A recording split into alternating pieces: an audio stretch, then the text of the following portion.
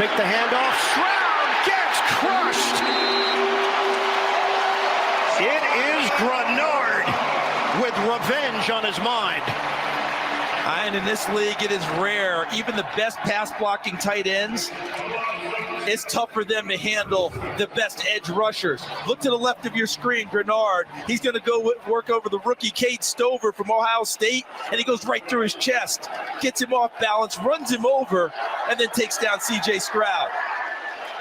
You got to have a legitimate left tackle, right tackle, blocking your best edge rushers. Loss of 10 on the play. That's why I think Charles Davis is the best color commentator in the NFL. Hit it right on the head. When you saw Grenard sack Stroud at first, you thought, man, Jonathan Grenard, he was really good with the Texans. I'm sure he just made a really good move on Laramie Tunsil coming off of the left side. He had rookie tight end Cade Stover blocking him, and he ran straight through Cade Stover for the sack. So that's one place to look at and say, does Bobby Slowick know what he's doing? Want a little more? Joe, after the game, Jonathan Grenard was asked a very interesting question.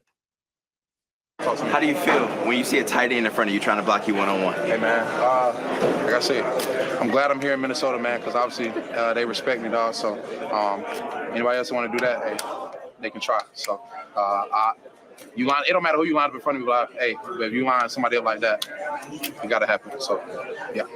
I'm glad I'm in Minnesota because they respect me. By the way, he had 2 more sacks on the game. Yeah, I mean, to be fair, D'Amico probably respects Jonathan Grenard, but D'Amico should be telling his offense coordinator, "Hey, that's a bad idea." Like Bobby, do you think that teams put tight ends on Danielle Hunter or Will Anderson? I'm gonna guess the answer to that is no. It is disrespectful and it's stupid. You could argue Stover should at the very least not get pancaked. And if he doesn't get pancaked, maybe Stroud's able to get that ball off down the seam to, I think, Dalton Schultz, who might have been open.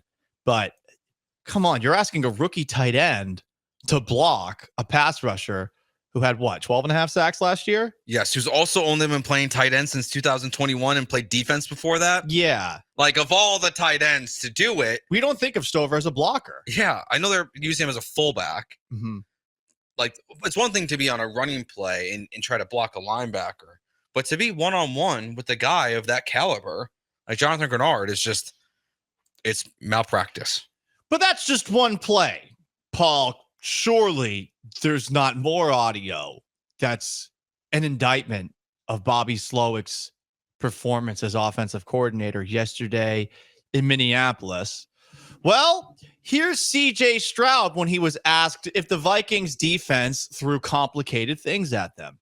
They kind of did exactly what we thought. Played a lot of too high, a lot of taking away our passing game, and then they would either blitz the edge and try to stop the run on a certain down. So, I mean, they did a lot of things that we thought we were doing. We just, weren't moving quick enough. We weren't executing. We weren't playing hard enough. And it starts with me. They didn't see anything that they weren't prepared for. I mean, that's almost worse. They knew this was coming. That's almost worse. Sorry, let me rephrase that. That's worse. Not almost. You knew exactly what they're going to do. You have no answer. You got to have an answer. Never came up with any adjustments over the course of that game. And I mean, this is an offensive line that has $188 million invested in its 5 starters. It is a receiver core that has arguably a top 5 wide receiver in Nico Collins, a guy in Stephon Diggs who did play very well, has Tank Dell, has Dalton Schultz. Even if there's no Joe Mixon out there, Bobby Slowick has a lot of things to work with. And I know earlier in the show, we were talking about how maybe Nick Caserio wasn't very good evaluating these offensive linemen. And that could be it. But the other part of it is Bobby Slowick's, these are his offensive linemen, and they are all healthy for a change. And once again, this team can't run the football. What was it? 14 carries for 38 yards. Yeah, it was tough. This team can't protect the quarterback. CJ Stroud gets sacked 4 times. Davis Mills gets sacked once as well, so 5 sacks. Stroud's on pace to get sacked 62 times this season, which is a David Carr-esque number. And I thought going into the year that Bobby Slowik was going to be leaving the Texans for a head coaching gig somewhere. I was talking about this with a Houston media member off the air. This person said, all the aggregator accounts said that the Texans should perhaps make sure to move on from D'Amico Ryan so that Bobby Slowik never leaves. Yeah, it's stupid. To keep the offensive-minded guy instead of the defensive-minded guy who also has pelts on the wall in the NFL. Slowik might be a victim of being a part of this eclectic group of football scholars from the Kyle Shanahan coaching tree. Mm-hmm. So everyone assumes that he is this brilliant football mind because he's been around it.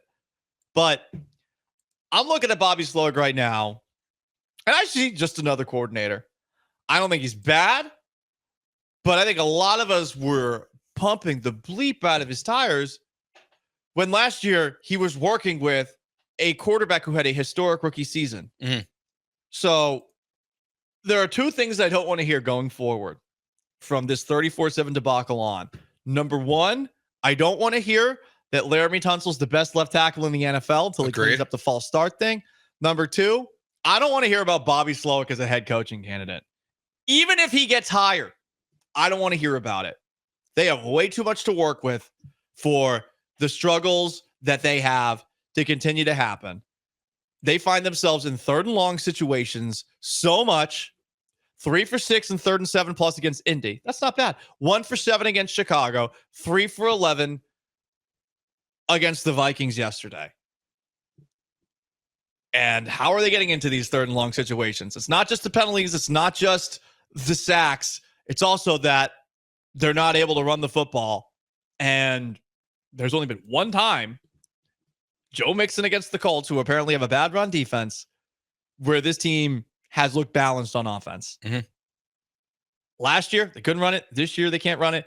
How does that not fall back on Bobby Slowik ultimately? And let's ease up with the praise, the putting of Bobby on a pedestal that we've been doing. Yeah, no, I totally agree. I mean, I've been lowest. I think I've been the lowest on Bobby Slowik compared to most people. I got to be dragged last year during a Twitter poll that got put up when I said that Bobby Slowik had the lowest approval rating on the Texans. So then Jeremy responded to that when I was producing their show and put up this poll that said, "Do you hope Bobby Slowik is the Texans offensive coordinator in 2024?" He's got so much trauma with him. Oh no, I'm just pointing out that I've been an anti-Bobby guy for a while. And then 91% of the people who voted in this poll said yes, and I feel a little vindicated through 3 games. I'm not gonna lie. Like, I just don't see it. I don't see it. I do something. I go back to Nick Caserio as well. Like, you address the running game. Joe Mixon was a good signing. But you knew running backs get hurt. And you knew it wasn't going to work with Dameon Pierce last year. And we said when we started doing the show, right as the offseason was hitting, that they needed to get 2 running backs this offseason. Well, they got 2, but one of them was Cam Akers. And there are good running backs like Zach Moss, who got $4 million from the Bengals. There are guys who've had success in this league who are going for cheap. J.K. Dobbins is going off for the Chargers. You have these guys who could have been Texans. You brought in Joe Mixon, which was a good move, but you didn't get the second guy. And that's what kind of got exposed in this game again. And I'm all for hearing about Bobby Slowik being a head coach. So he's not the OC here next year. Go for it, man. Elevate Gerard Johnson. Yeah, I don't see it. When you have no answers to a test, but you know what they should be going in, it's very concerning. It's how do you know exactly what they're going to do and then just fail to execute that poorly? It happening against Baltimore in the playoffs, and now it's happening in this game. It happened in the Jets game. You know exactly what they're going to do. You have no answers. You got to find some answers in a tough football game. He seems to not be able to do that. To quote Hank Hill, "Damn it, Bobby." I can't do a very good Hank Hill impersonation, but maybe we need to get that as a drop. Someone on the text line texted that in. "Damn it, Bobby." Because, it's not looking so good on that front.